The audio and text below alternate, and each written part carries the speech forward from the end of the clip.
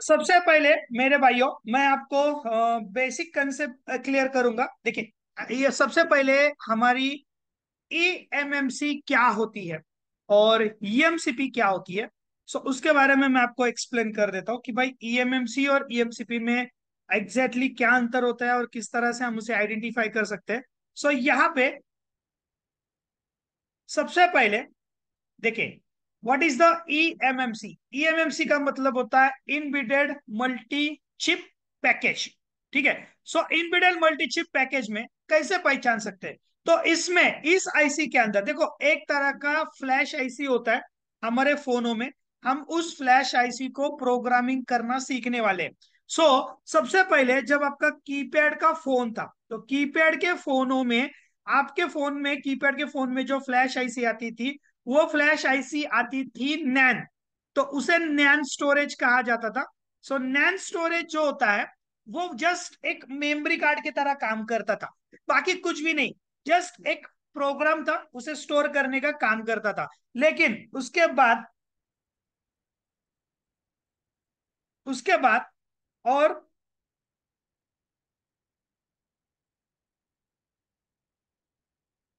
उसके बाद जब स्मार्टफोन आने लगे, तो स्मार्टफोन के अंदर वो जो नैन स्टोरेज था, उस नैन स्टोरेज के साथ, देखिए अभी ये नैन नैन क्या है, ये मैं आगे जाके बताने वाला हूं। सो ये जो नैन बेस्ड फ्लैश था, ये नैन बेस्ड फ्लैश पहले कीपैड में आता था। ओके। एंड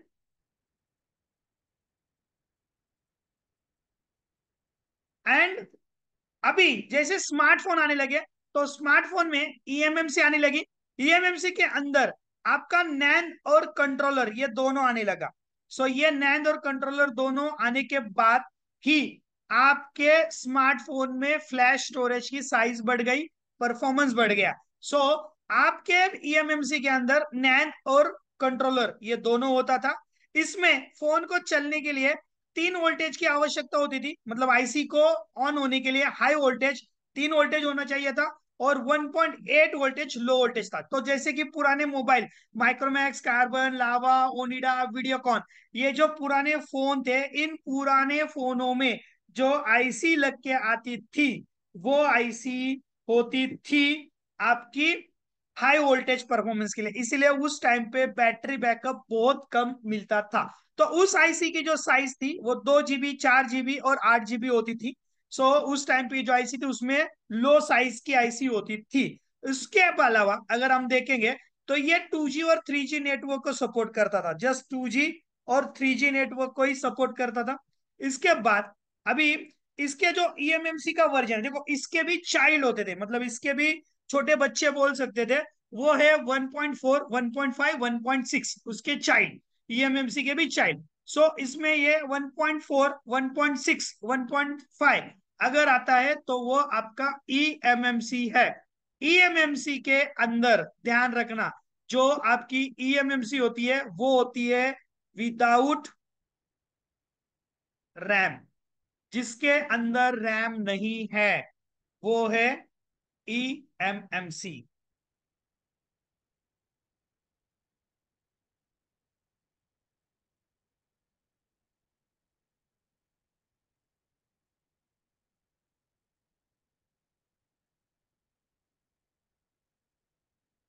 ध्यान रखना, जिसके अंदर रैम नहीं है, वो ईएमएमसी है। और ईएमएमसी को कैसे पहचानेंगे? तो उसका वर्जन 1.4, 1.5, 1.6 है। ठीक है।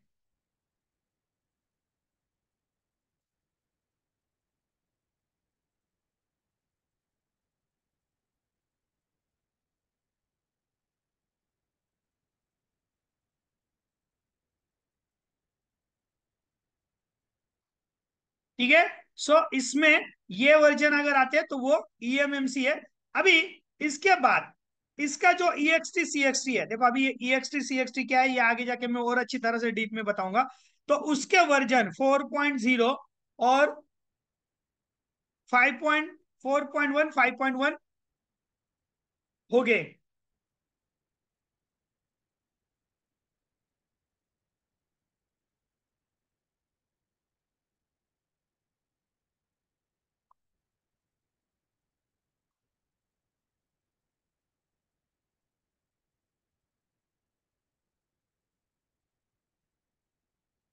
सो ये जो 4.5.1 है, इसका मतलब ये आपके ईएमएमसी है। अभी इसमें अगर आप बात करते हो तो यहाँ पे ये देखो, स्मार्टफोन जो आए थे, ध्यान रखना जितने भी स्मार्टफोन आए वो 2012 में आ चुके थे। सो 2012 से लेके 2014 के बीच में जितने भी आपके फोन आते हैं उसके अंदर आपकी ईएमएमसी लगी होगी, जिसके अंदर रैम नहीं होगा, जिसका वर्जन आपका ये होगा। अभी 2024 चल रहा है, 2014 में ही ईएमएमसी का एंड हो चुका है, खत्म खत्म खत्म खत्म खत्म खत्म। ईएमएमसी 2014 में ही खत्म हो चुका है। उसके बाद जो आईसी आने लगा वो आने लगा ईएमसीपी, इनबिल्टेड मल्टीमीडिया कार्ड। अभी ईएमएमसी को रिप्लेस करके ईएमसीपी आने लगा। सो ईएमसीपी में क्या क्या होता है? सो ईएमसीपी में सेम आपका नैन स्टोरेज होगा, उसके अंदर आपका कंट्रोलर होगा, जिसके अंदर आपका सॉफ्टवेयर होगा, जिसके अंदर आपका रैम और रोम होगा। मतलब ईएमसीपी के अंदर रैम लगी होगी, इसका मतलब वो ईएमसीपी है। जिसके अंदर रैम नहीं है, इसका मतलब वो ईएमसीपी नहीं है। जिसको चलने के लिए हाई वोल्टेज 2.8 और लो वोल्टेज 1.8 आता है। उसकी मेमोरी की साइट 8 GB, 16 GB, 32 GB और 64 GB में अवेलेबल है। और ये हाई परफॉर्मेंस होता है, ईएमसीपी से 4 गुना ज्यादा हाई स्पीड परफॉर्म करता है। इसके अलावा अगर आप देखोगे तो ये 2G और 3G नेटवर्क को सपोर्ट करेगा। इसका जो वर्जन है ये 1.7 और 1.8 है। और इसके अलावा अगर आप देखोगे तो ये 5.0, 5.1 और 5.0.1 को ये AX3 CXT में आएगा। अभी हमें कैसे पता चलेगा कि हमारे फोन में कौन सी ईएमसीपी लगी है और कौन सी ईएमएमसी लगी हुई है? उसके लिए अगर हम आते हैं तो यहाँ पे मैं गूगल करता हूँ। फॉर एग्जांपल के लिए मैं एक मॉडल नंबर लेता हूँ, जैसे कि सैमसंग का एक मॉडल नंबर लेता हूँ, सैमसंग J200 GSM Arena। मैं इसका स्पेसिफिकेशन देखता हूँ। और एक मॉडल नंबर लेता हूँ जिसको मैं MI Note 6 Pro ले लेता हूँ, यहाँ पे GSM Arena। सो यहाँ पे आप देख सकते हो, यहाँ पे मैं इसे स्पेसिफिकेशन में देता हूँ। यहाँ पे देखिए, यहाँ पे अगर मैं नीचे आता हूँ, यहाँ पे ये आपका 4.5 है। तो मुझे बताओ दोस्तों, क्या ये ईएमएमसी है या ईएमसीपी है? यस। चलो, साउंड्स गुड। अभी ये बताओ, ये मैं ले लेता हूं, ये दूसरा वाला मॉडल, इसमें दिखे ये 5.1 है। बताओ ये क्या है, ईएमएमसी है या ईएमसीपी है?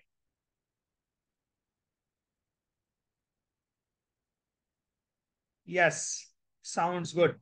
इसका मतलब ये वाला जो आईसी है, इस आईसी में ये विदाउट विदाउट रैम है, विदाउट रैम। और ये वाला जो मोबाइल है, ये वाला मोबाइल है विथ रैम। ध्यान रखें, this is the with RAM. ये समझने की कोशिश कीजिए, क्योंकि हम अभी जो काम करने वाले हैं वो ईएमएमसी पे नहीं करेंगे, ईएमसीपी पे ही करने वाले हैं। पहले ये समझने की आप कोशिश करो कि ईएमएमसी कैसे पहचानते हैं और ईएमसीपी कैसे पहचानते हैं। अभी इसमें कौन से आईसी आते हैं? टाइप्स ऑफ बीजीए, बीजीए का मतलब होता है बॉल ग्रिड अरे। ईएमएमसी और ईएमसीपी में कौन से आईसी आते हैं?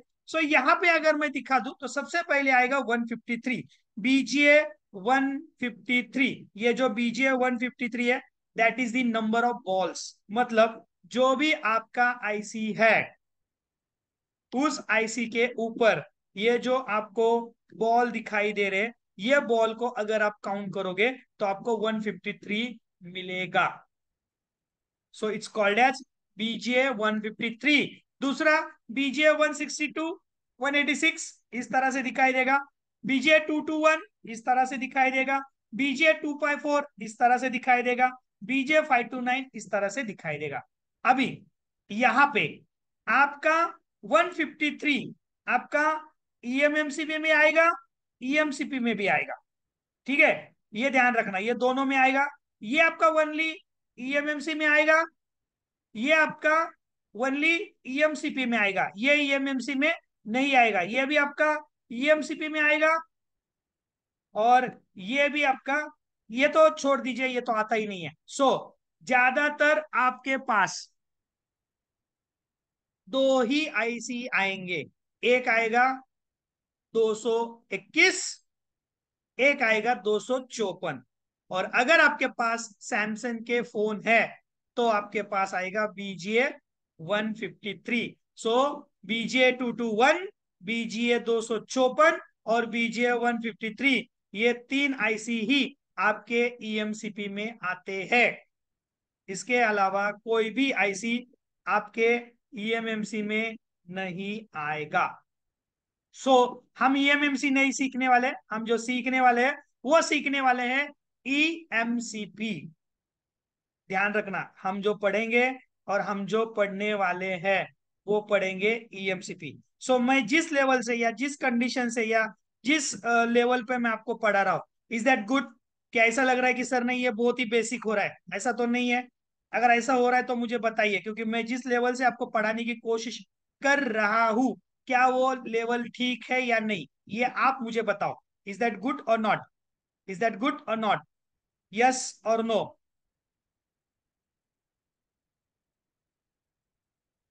Yes, great. चलो, बेसिक है या समझ जाओ। देखो, अगर आपका बेस मजबूत है ना मेरे भाइयों, तो आपको ये समझने में बहुत आसानी होगी, क्योंकि आगे जाके मैं जो आपको EMMC चेंज के टॉपिक पढ़ाने वाला हूँ, या जो मैं आपको UFS चेंजिंग के टॉपिक पढ़ा रहा हूँ ना, तो उस लेवल तक अगर आपको पढ़ना है ना, तो ये चीजें आपको समझना बहुत जरूरी है। ये चीजें आपको समझना भी है, और ये चीजों को आपको आगे जाके सही से ऑब्जर्व भी करना है।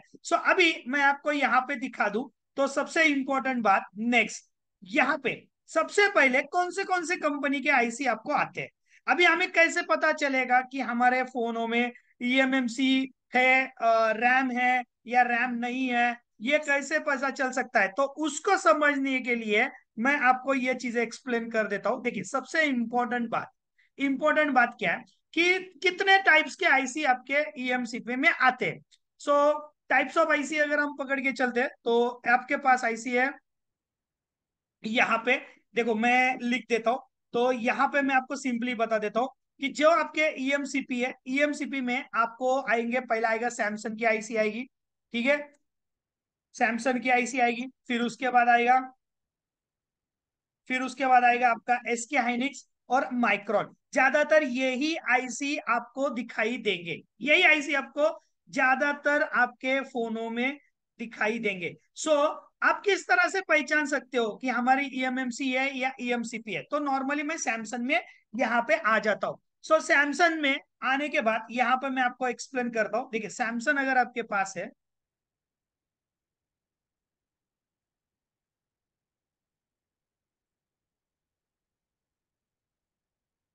तो सबसे पहले यहां पे आपको दिखाई दे रहा है SE लिखा है। SE का मतलब सैमसंग है, और जिसका शब्द के से स्टार्ट होता है, जो के, इस मीन्स सैमसंग। देखो, यहाँ पे लिखा है के, मतलब सैमसंग। के का मतलब है कि वो सैमसंग फोन हो, सैमसंग का फोन है। ठीक है, सैमसंग की आईसी है, इट्स नॉट अ फोन, ये सैमसंग की आईसी है। इसमें अगर आप देखोगे, तो इसमें देखो सेकंड वाला जो वर्ड आपको दिखाई दे रहा है, यहाँ पे एम लिखा है। एम लिखा है, मतलब इसके अंदर रैम लगी है। तो बताइए, अगर यहाँ पे एम लिखा है तो इसके अंदर रैम है, तो ये EMMC है या EMCP है? आप चार्ट बॉक्स में मुझे बता सकते हो, व्हाट इज दिस, EMMC या EMCP? आप मुझे बताइए कि क्या है ये EMMC है या EMCP, अगर इसके अंदर रैम लगी है। यस यस, देखो ये चीजें आपको समझनी है, क्योंकि जैसे जैसे मैं आपको एक्सप्लेन करता जाऊंगा, वैसे वैसे मैं आपको ये सारी चीजें बताते जाऊंगा कि EMMC चेंज में इसका रोल क्यों है, रैम है, रैम नहीं है, ये सारी चीजें मैं आपको बताऊंगा। देखिए, लेकिन अगर यहाँ पे एल लिखा होता, यहाँ पे एल लिखा होता, यहाँ पे एल लिखा है, इसका मतलब इसके अंदर रैम नहीं लगी हुई है। रैम लगी होगी तो वो अलग से लगी होगी, एक्स्ट्रा रैम लगी होगी, वो अलग से लगी होगी। इसके बाद आपका जो थर्ड नंबर का है, यहाँ पे देखिए डी लिखा हुआ है। सो डी का मतलब है, आप देख सकते हो ईएमएमसी 254 है। अगर आप देखोगे तो डी मतलब 254 है। अगर इसके जगह पे ये 3 लिखा होता, या इसके जगह पे अगर ये 2 लिखा होता, तो इसके जगह पे अगर 5 लिखा होता, तो ये देखो ए लिखा होता, तो ये यूएफएस में काउंट होता। ठीक है। अगर आर क्यू एफ जी लिखा होता, तो ये आपका इसके अंदर ईएमएमसी 221 में काउंट होता। तो यहाँ पे आपका टाइप्स ऑफ बीजीए समझ में आएगा कि कौन से टाइप्स का बीजीए है। इसके बाद अगर आप 4 नंबर का अक्षर देखोगे तो पी लिखा हुआ है। पी का मतलब है इसकी कितनी साइज है। तो यहाँ पे अगर आप देख सकते हो, तो सिंपली सिंपली मैं यहाँ पे बता देता हूँ, तो ये 64 GB का है। तो यहाँ पे अगर कैलकुलेशन करोगे तो के का मतलब ये सैमसंग है, एम का मतलब इसके अंदर रैम लगी हुई है, डी का मतलब देखो, के का मतलब दैट इज द सैमसंग। ठीक है। इसके बाद एम का मतलब है कि ये रैम है, इसका मतलब ये ईएमसीपी है, इसका मतलब डी है, डी का मतलब ये 254 बीजी है, बीजी 254 है। उसके बाद पी लिखा है, सो पी का मतलब ये 64 GB है।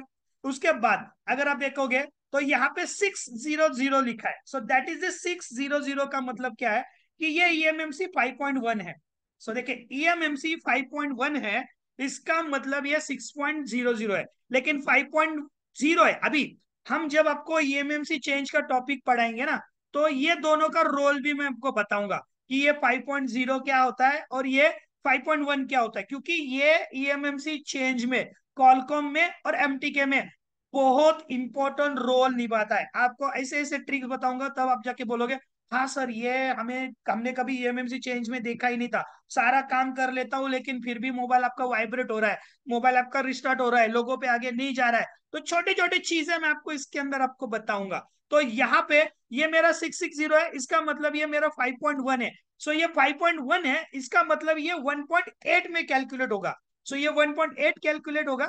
अगर इसमें आप देखते हो तो सेकेंड लास्ट में अगर आते हो डी में, सो डी का मतलब ये 4 GB की रैम लगी हुई है। सो इसमें अगर आप देखोगे, सो डी का मतलब ये 4 GB की रैम है। तो इस तरह से आप किसी भी आईसी का, किसी भी एनी आईसी, किसी भी आईसी का आप डिटेल्स देख सकते हो इस तरह से। अभी मैं इसमें आपको एक आईसी आपको दिखा देता हूं, जिससे आपको और अच्छी तरह से डिटेल्स समझ में आ जाए। सो देखिए सबसे इंपॉर्टेंट बात कि ये जो मैं आपको बता रहा हूं, इसी से आपको सारी चीजें समझनी है। अभी मैंने यहाँ पे एक बोर्ड मैंने यहाँ पे लगा के रखा है। सो मैं इसे शेयर करता हूँ, wait for the second, share it. Okay. So यहाँ पे मैं स्लाइड्स को खोल देता हूँ, यहाँ पे मैं एक टॉप व्यू खोलता हूँ। ये सारे स्लाइड्स आपको मेरे एप्लीकेशन में मिल जाएंगे, जो भाई एप्लीकेशन इंस्टॉल की है उसके अंदर आपको ये पीडीएफ मिल जाएगी। यहाँ पे देखिए, यहाँ पे मैं एक आईसी यहाँ पे निकाल के रखा हूँ। सो यहाँ पे मैं सही से दिखा देता हूँ। सो ये पीडीएफ आपको एप्लीकेशन के अंदर मिल जाएंगे, आप एप्लीकेशन से भी डाउनलोड एप्लीकेशन से इसे एक्सेस कर सकते हो, कोई दिक्कत की बात नहीं है।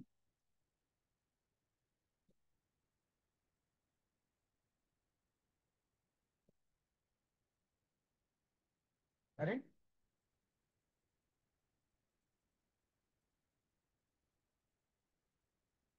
देखिए, भी यहाँ पे मैंने एक आईसी लगा हुआ है।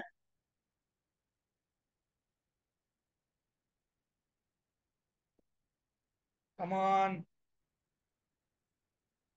देखिए यहाँ पे आईसी का एक नंबर है। अभी इस आईसी के नंबर के बारे में मैं आपको दिखा देता हूँ। अभी हम इसे देखेंगे।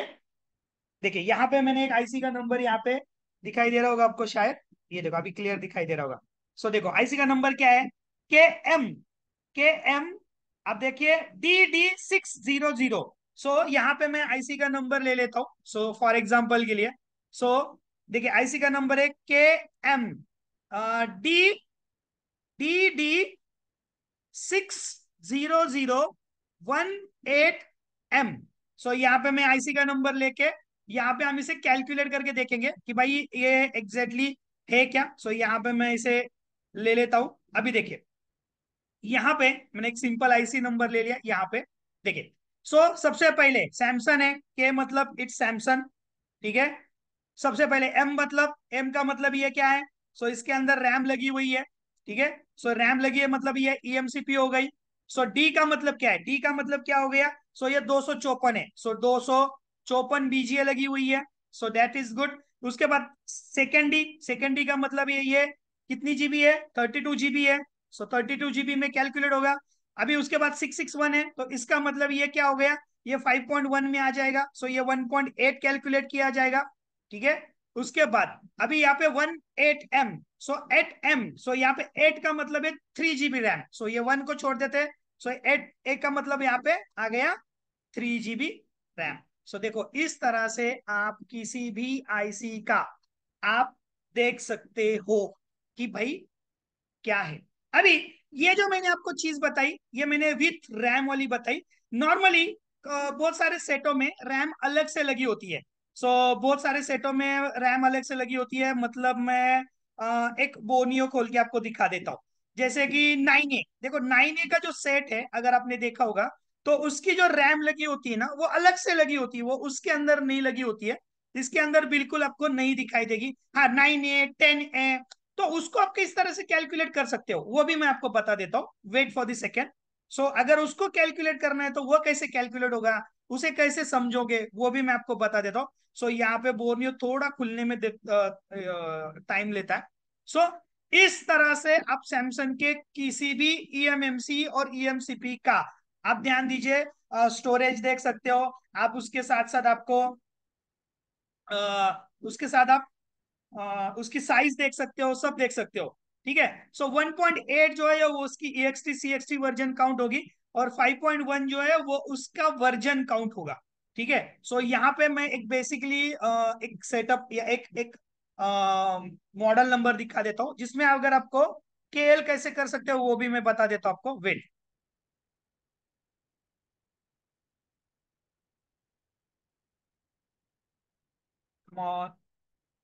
अभी ये मैंने आपको बता दिया, ये मैंने आपको ईएमएमसी और ईएमसीपी के बारे में बताया।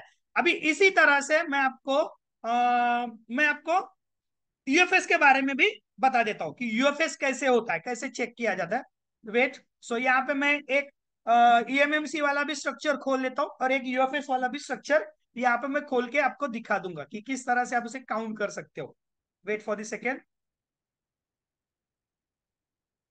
ये थोड़ा समय लेता है बोनियो खुलने में, एक बार खुल गया सो मैं वो भी दिखा दूंगा।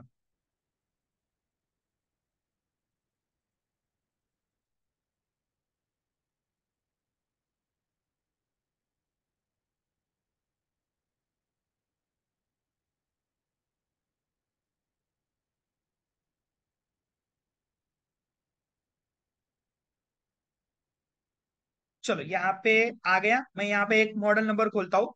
सो मैं ले लेता हूँ एक समझाने के लिए, कौन सा सेट है, एक सेकेंड। 9A ले लेता हूँ, जिससे आपको समझा सको, क्योंकि 9A का जो मेमोरी होता है ना, वो अलग लगी होती है, ठीक है। मतलब रैम जो होती है ना वो अलग लगी होती है। जी जी, लेता हूँ 10A भी लेता हूँ। वेट वेट, एक एक करके लेता हूँ, बहुत सारा है। अभी 2 घंटे का क्लास चलेगा मेरे भाइयों, अभी तो शुरुआत है ये।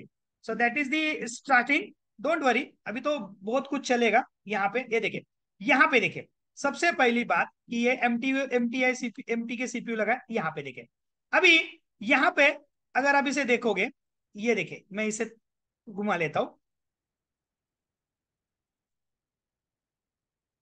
और घुमा लेता हूं और घुमा लेता हूं। अभी देखिए, ये देखिए, यहाँ पे देखिए, स्ट्रक्चर वाइज देखिए, इसमें सबसे पहली बात यहाँ पे अगर आप देखोगे, तो यहाँ पे अगर सही से देखनेंगे, तो यहाँ पे देखिए, के का मतलब ये हो गया सैमसंग, ठीक है, साउंड्स गुड। के का मतलब ये सैमसंग हो गया। एल का मतलब इसके अंदर रैम नहीं है, मतलब इस आईसी के अंदर रैम नहीं है।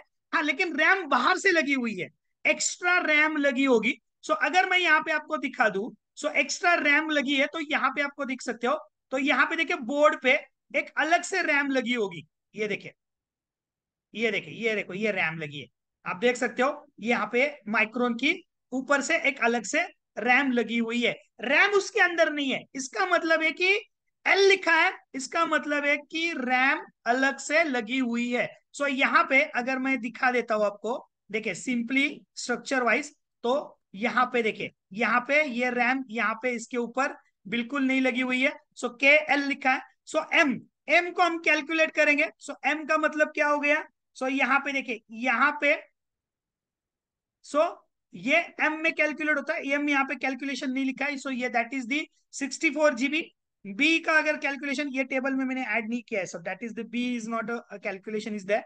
सो ये 64 GB स्टोरेज है, यहाँ पे आप देख सकते हो। ये आपको के एल से स्टार्ट कैलकुलेट किया जाता है। सो ये जो के एल वाली लिस्ट है, ये इसका जो पिक्चर, अभी ये मैंने एम वाली लिस्ट निकाली है, के एल वाली लिस्ट में आपको एप्लीकेशन में अपलोड कर देता हूँ। ये के एल एम बी जी वाला है ना, ये लिस्ट में आपको एप्लीकेशन के अंदर अपलोड कर देता हूँ।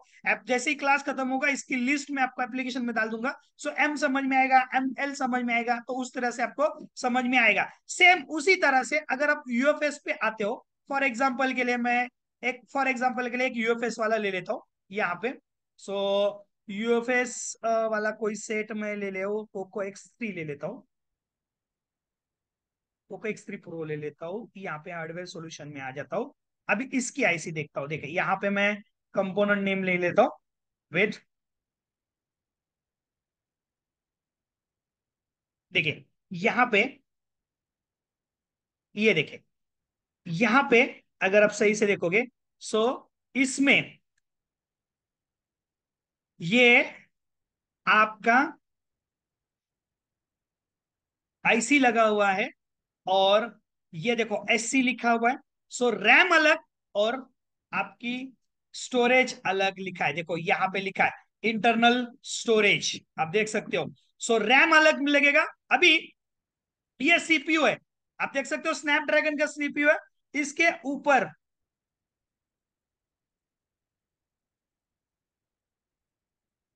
इसके ऊपर अगर आप देखोगे, तो इसके ऊपर रैम लगी हुई है और इसी के ऊपर आपका सीपीयू लगा है। तो इस तरह से आप सैमसंग का चेक कर सकते हो। अभी इसके अलावा हम आते हैं यहाँ पे, ये हमारा सैमसंग हो गया। अभी हम आते हैं एसके हाइनिक्स पे। सो एसके हाइनिक्स में अगर आप देखते हो,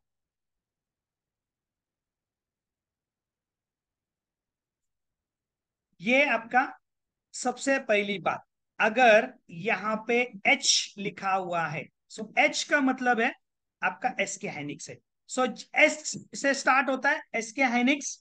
अगर आपका सैमसंग है तो के, और एच है तो एसके हाइनिक्स। अगर H9 है तो ईएमसीपी में कैलकुलेट होगा। H26 है तो ईएमएमसी में कैलकुलेट होगा। H28 है तो वो यूएफएस में कैलकुलेट होगा। समझ में आ रहा है मैं क्या बताना चाहता हूं? सो that is the important part, कि जो जो चीजें मैं आपको एक्सप्लेन कर रहा हूं। सो अभी इसमें H9 है, दैट इज द ईएमसीपी। अभी यहां पे टी क्यू लिखा है। सो टी क्यू का मतलब है ये 221 में कैलकुलेट होगा।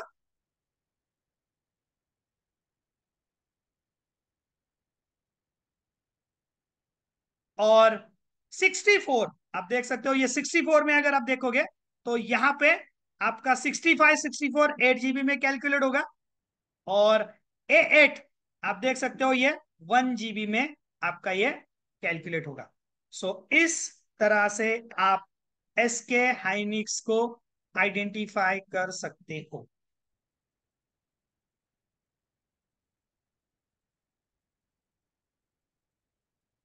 और इसके बाद थर्ड आईसी जो आता है, और वो थर्ड आईसी अगर आप कैलकुलेट करोगे, तो वो आता है माइक्रोन का। सो माइक्रोन जो है नेक्स्ट, ये आपका आता है माइक्रोन में। सो माइक्रोन में हर एक आईसी के ऊपर एक कोड लिखा होता है, और उस कोड को कहा जाता है एफपीजीए कोड, फाइन बैल ग्रिड एरे कोड। ये कोड लिखा होता है, इस तरह से आपको कोड दिखाई देगा। सो इस कोड से आप इसकी डिटेल्स को ले सकते हो। सो फॉर एग्जांपल आपको करना क्या है, सिंपली आपको आपको आना है गूगल पे, ओके। और सिंपली यहाँ पे टाइप कर देना है आपको माइक्रोन का FBGA code. So type FBGA code, FBGA code, बस इतना ही टाइप करना है आपको। और यहाँ पे माइक्रोन की एक साइट आ जाएगी, आप देख सकते हो part and FPGA code decoder.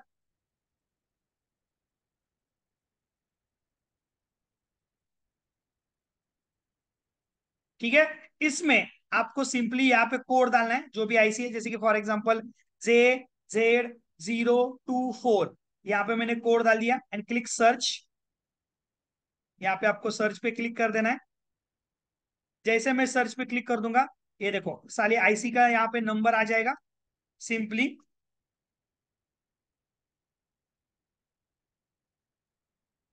और इसके अंदर जैसे ही आप देखोगे तो यहाँ पे आपको पूरे डिटेल्स आ जाएंगे। सबसे पहले देखो माइक्रोन की आईसी लगी हुई है, ठीक है।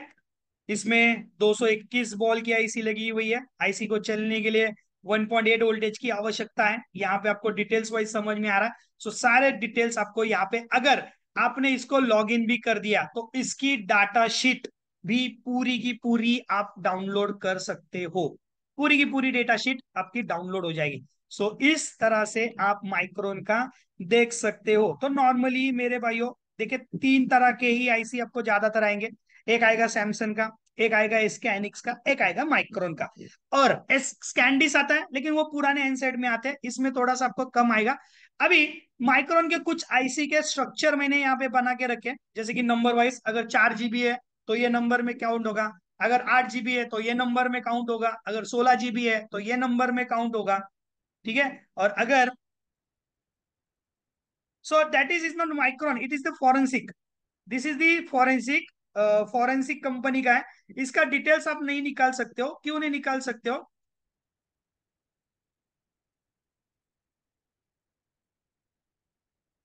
सो क्योंकि इसका कोई स्ट्रक्चर अवेलेबल नहीं है, so it's forensic not possible.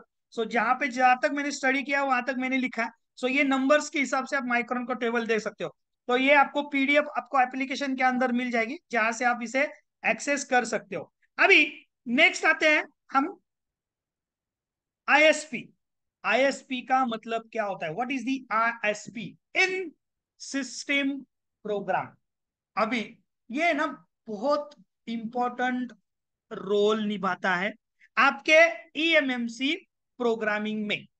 सबसे पहली बात, आपके आईएसपी का स्ट्रक्चर कैसे काम करता है उसे समझने की कोशिश कीजिए आप। ठीक है। सबसे पहले आपका होस्ट, होस्ट जो होता है उसे बोलते हैं सीपीयू। यहां पे मैंने होस्ट लिखा है, होस्ट लिखो, सीपीयू लिखो। सो होस्ट आपका GMCH, graphics memory control hub, जिसे हम ईएमसीपी बोलते हैं, जिसके अंदर रैम भी है और रोम भी है। ध्यान दीजिए, मैं वापस बता रहा हूं। हमारा जो ईएमसीपी है उसका रियल टेक्निकल नाम होता है ग्राफिक्स मेमोरी कंट्रोल हब, जिसके अंदर रैम लगा हुआ है, रोम लगा हुआ है, मतलब ये आपका ईएमसीपी हो गया।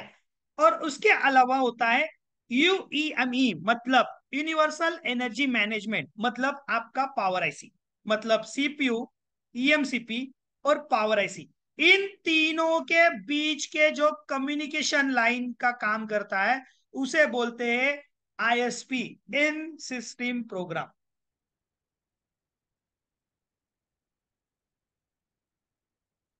ओके।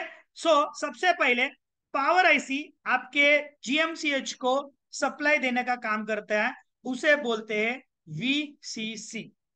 यहाँ पे चार्ट बॉक्स में अगर आप हार्डवेयर का काम करते हो, करते भी होगे, कौन भाई मुझे बता पाएगा वीसीसी एंड वीडीडी, इन दोनों में क्या अंतर होता है? देखिए, ये अगर आपको नहीं समझेगा ना, आप प्रोग्रामिंग नहीं कर पाओगे, आप किसी भी फोन को कनेक्ट नहीं कर पाओगे। आप किसी भी फोन को कनेक्ट करते वक्त आपको डाटा एरर आएगा, सीएमडी एरर आएगा, क्लॉक एरर आएगा। ये चीजें आपको समझना जरूरी है। ओके। वीसीसी, वीसीसी मतलब क्या और वीडीडी मतलब क्या, पता है नहीं पता है? चलो मैं आपको थोड़ा गाइड करता हूं। यहाँ पे आईएसपी में वीसीसी क्यों लगी होती है? नहीं पता है, चलो बता देता हूं। देखिए, सबसे पहली बात, हमारे ये जो पावर आईसी है, ये पावर आईसी आपके फ्लैश आईसी को जब भी कोई भी वोल्टेज देगा तो बीच में एक डिवाइडर लगा होगा, डिवाइडर। सो डिवाइडर काम क्या करता है कि वोल्टेज को ड्रॉप करने का काम करता है। तो डिवाइडर दो तरह के होते हैं, मतलब ड्रॉप करने के लिए दो तरह की चीजें यूज की जाती है। पहला होता है आपका ट्रांजिस्टर, ठीक है। फर्स्ट होता है आपका ट्रांजिस्टर, जो नॉर्मली इस तरह से होता है, ठीक है। ट्रांजिस्टर के अलग अलग रूप होते हैं। सो दूसरा होता है आपका मॉसफेट। मैं वापस बता रहा हूं, एक होता है आपका ट्रांजिस्टर और एक होता है आपका मॉसफेट। सो वोल्टेज ड्रॉप करने के लिए, मतलब हाई वोल्टेज को लो वोल्टेज में ड्रॉप करने के लिए ट्रांजिस्टर या मॉसफेट यूज किया जाता है। तो नॉर्मली क्या होता है कि वोल्टेज जो होता है पहले इन होता है, यहां से इन होगा, जहां से वोल्टेज इन होगा वो पॉजिटिव होगा, और एक सिरे से वोल्टेज आउट होगा, ठीक है। और एक सिरा ग्राउंड होगा। वापस मैं बताता हूं, देखो, एक सिरा जो होता है जिसमें से इन होगा, एक सिरा जिसमें से आउट होगा, ठीक है, और एक सिरा जो होगा वो ग्राउंड होगा, ठीक है। तो जहां पे ट्रांजिस्टर लगा होगा उसका इन जो होता है, मतलब उसका जो पॉजिटिव होता है, वो होता है वीसीसी, वोल्टेज कॉमन कलेक्टर। मैं वापस बता देता हूं, जहां पे आपका आउट होता है, सॉरी, जहां पे आपका ट्रांजिस्टर लगा होता है वो होता है वीसीसी, और जहां पे आपका मॉसफेट लगा होता है वहां पे पॉजिटिव होता है VDD, voltage drain to drain. यहाँ पे ध्यान रखें, वोल्टेज ड्रेन टू ड्रेन। अगर आप सिंपली गूगल भी, अभी आप बोलोगे सर ये क्यों पढ़ा रहे हो, बहुत जरूरी है, बहुत जरूरी है। क्यों जरूरी है? अगर आपको प्रोग्रामिंग करना है तो प्रोग्रामिंग करने के लिए आपको वीसीसी और वीडीडी का कनेक्टिविटी सही नहीं हो रहा है, तो आप काम कैसे कर पाओगे? आप काम ही नहीं कर पाओगे। तो यहाँ पे मैंने एक पिक्चर खोल के रखा है, आप देख सकते हो यहाँ पे सिंपली एक वीसीसी और वीडीडी का कंसेप्ट है। अभी यहाँ पे वीसीसी और वीडीडी क्यों काम करता है, क्योंकि जब तक आपका वीसीसी या वीडीडी अगर सही से काम नहीं होगा, तो देखो यहाँ पे आप देख सकते हो, यहाँ पे जहां पे ट्रांजिस्टर लगा हुआ है उसे वीसीसी होता है, और ग्राउंड जो होता है वो वीवीई होता है, और जहां पे मॉसफेट लगा होता है उसका पॉजिटिव वीडीडी होता है, और उसका ग्राउंड वीएसएस होता है, voltage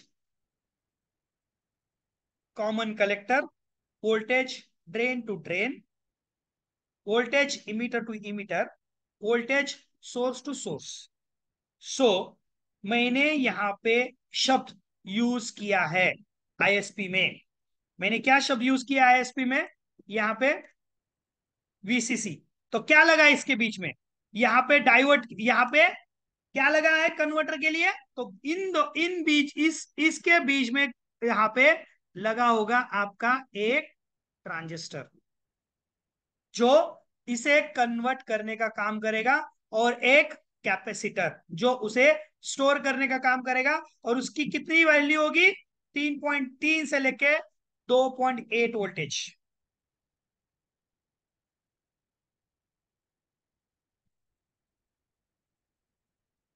is that clear? So यहां पे देखिए, वीसीसी बहुत मैटर करता। अगर आपका वीसीसी नहीं चलेगा तो आपका ईएमसीपी या ईएमएमसी एक्टिव नहीं होगा। उसके बाद सेकंड जो आता है वो आता है वीसीसी क्यू। चलो, यहां पे मुझे चैट बॉक्स में आपका सवाल, ये आपको एक सवाल है, उसका जवाब होना चाहिए। वीसीसी तो मैंने बता दिया, आईसी को इनेबल करने के लिए, जैसे आईसी को पावर आएगी ये काम करेगा। वीसीसी क्यू किस लिए होता है? चैट बॉक्स में आप मुझे बता सकते हो, what is the purpose of VCC Q? VCC Q का पर्पज क्या है? What is the purpose of VCC Q?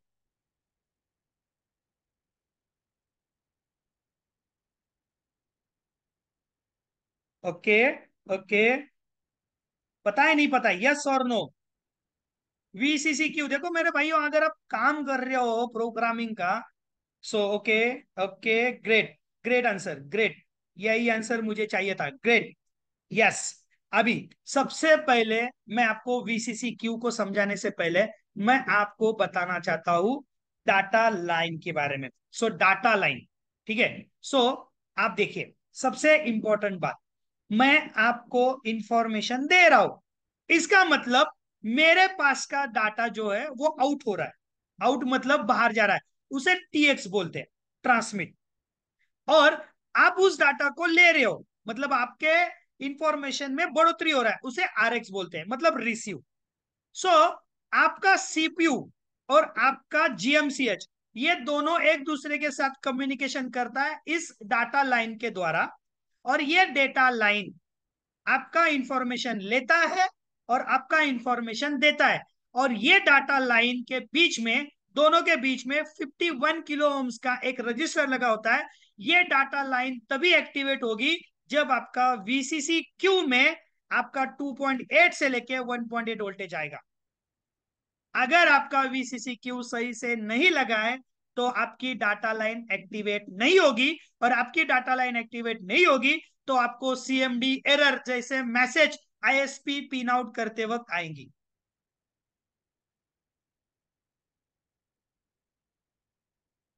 सो आपके आईएसपी में ये डेटा लाइन के लिए वीसीसी क्यू बहुत जरूरी है, जिसमें एक कैपेसिटर लगा होगा और जिसका कन्वर्जेशन वोल्टेज होगा 2.8 से लेके 1.8, ये डाटा लाइन को एक्टिवेट करने के लिए।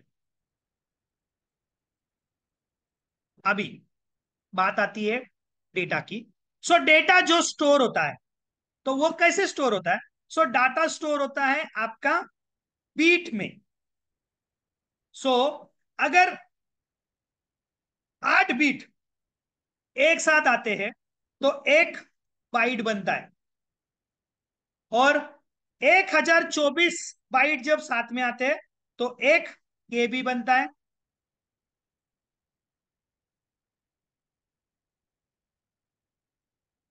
केएम नहीं, सॉरी केएम नहीं, केबी बनता है। ओके सॉरी, केएम नहीं। सो मैंने क्या बोला, एक बाइट जब साथ में आता है, सॉरी 1024 बाइट जब साथ में आता है तब एक केबी बनता है।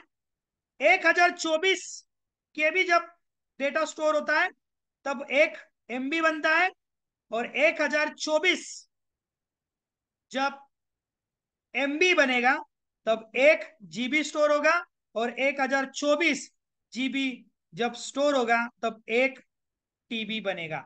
सो डाटा इस तरह से स्टोर करता है बाइनरी लैंग्वेज में, मतलब 0 मतलब 1 बिट और 1 मतलब 2 bit.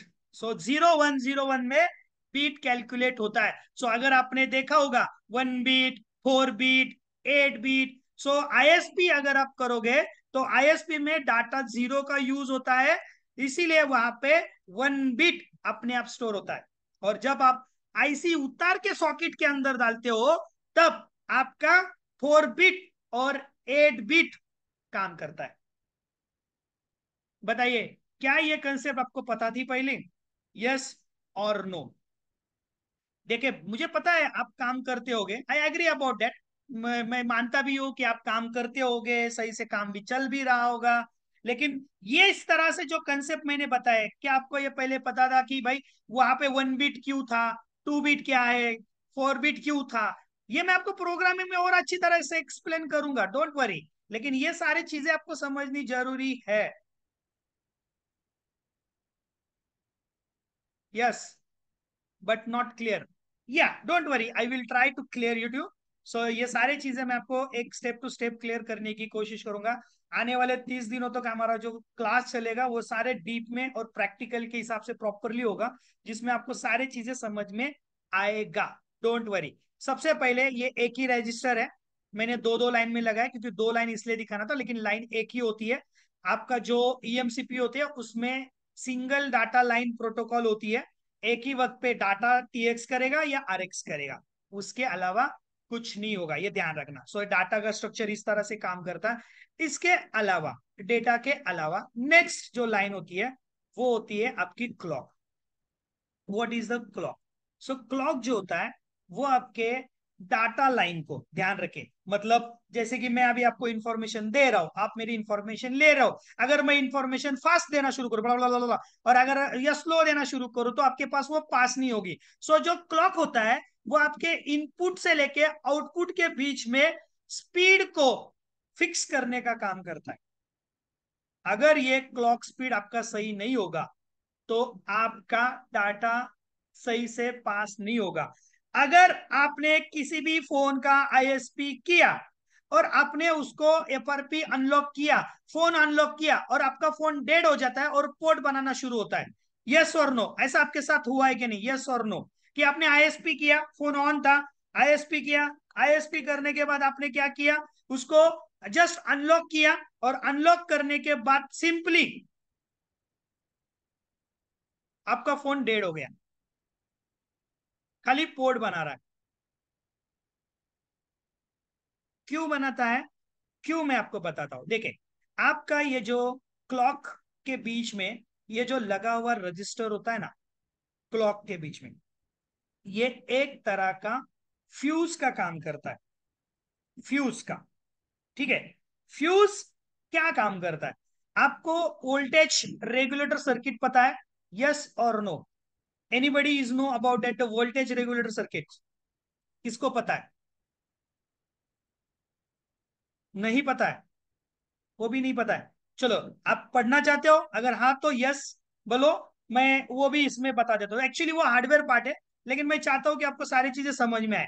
So voltage regulator, yes, चलो, साउंड्स गुड। तो मैं उसके बारे में भी मैं आपको यहाँ पे एक्सप्लेन कर देता हूँ। So what is the voltage regulator circuits? Okay, is good, interested, thank you very much. आपका इंटरेस्ट ही मेरे लिए बहुत इंपॉर्टेंट है।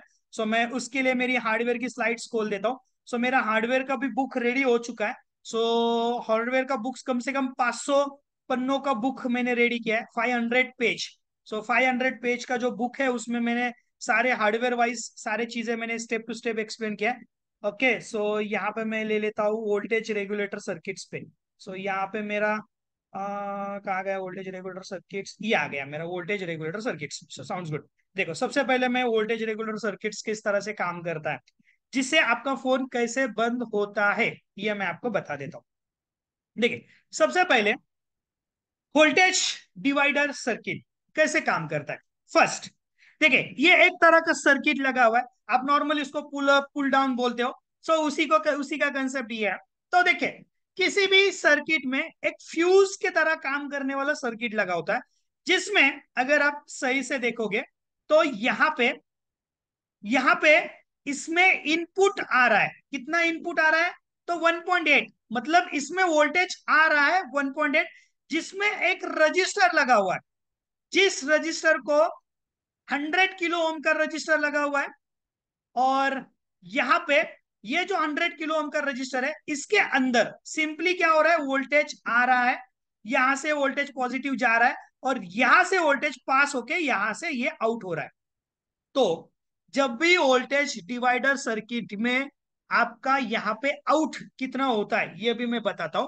तो समझो फॉर एग्जांपल यहाँ पे आपका गाड़ी 100 किलोमीटर स्पीड से आ रही है और यहाँ पे उसे 50 किलोमीटर होना है।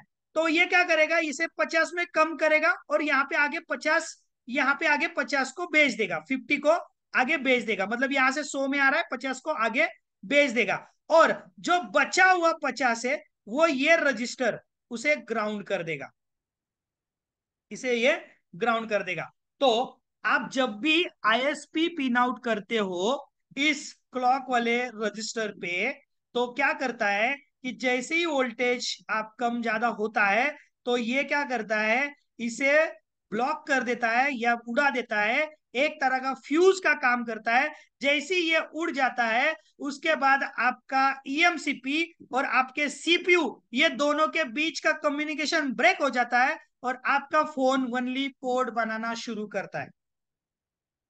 तो इसका डिवाइडर किस तरह से कैलकुलेट करते हैं, इसका कैलकुलेशन भी मैं आपको बता देता हूं। तो सिंपल एक कैलकुलेशन का एक फंडा है, जैसे कि वी आउट, मतलब वी आउट का मतलब क्या है कि यहाँ पे कितना वोल्टेज आउट होना चाहिए, is called as V out. जी, ये this is the thermal register. But ये किस तरह से डिवाइडर रजिस्टर काम करता है, इसका एक स्ट्रक्चर बता रहा हूं।